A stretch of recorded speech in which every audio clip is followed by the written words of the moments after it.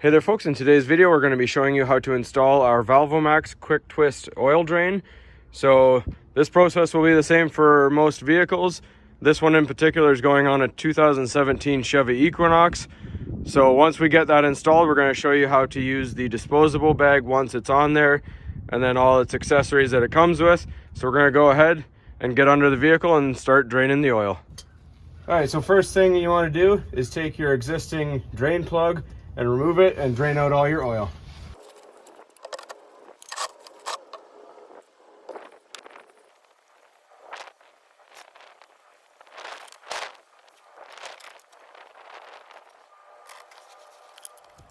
Alright, so now since we're doing this during an oil change, while we're waiting for that to drain out, we're just going to change our filter. And obviously our gasket as well. And reinstall your filter. Alright, and next we take our oil drain out of the package. For the first part of this video, we're just focusing on the actual drain valve, the plug itself. This replaces the drain plug we took out. And what I actually like to do for ease of installation, I actually take this lid off here. And then I will take this O-ring off as well, so we can get a socket over it and torque it down to spec, and we'll reinstall both these later. Alright, so once the oil is mostly done dripping, we're going to grab our oil drain here and thread it on by hand very carefully to start. And then just wipe it down a little bit.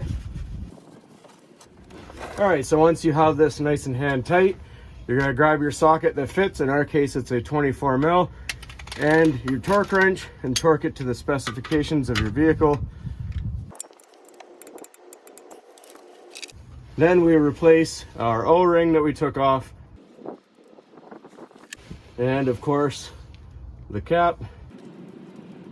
The cap, make sure it goes past the O-ring just like that, and twist our cap on.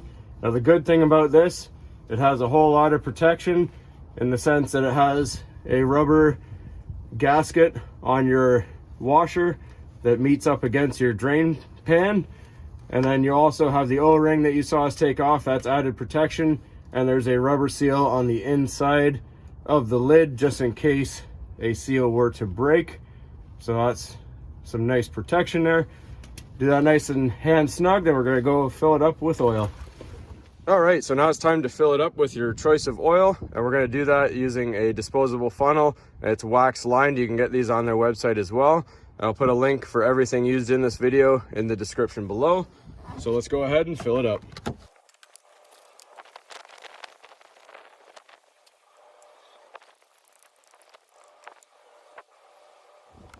And replace your cap. Alright, so now we're going to show you the dump procedure, but first we're going to show you how to assemble this bag right here. This is the bag that the oil goes into, and it keeps it mess free. So we're going to use this adapter right here, and we're going to attach it to the bag. Then you just take your cap right here, twist it off. This is resealable. And then put the ring over top just like that. Twist it on.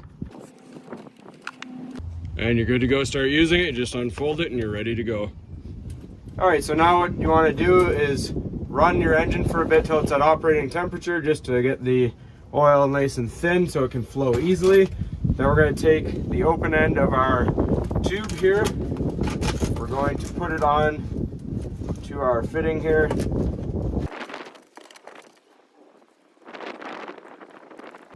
Once it's on just like that, put your cap back on to your canister. Next, we're going to just remove our lid here by hand. And just double check there's no leaking on there.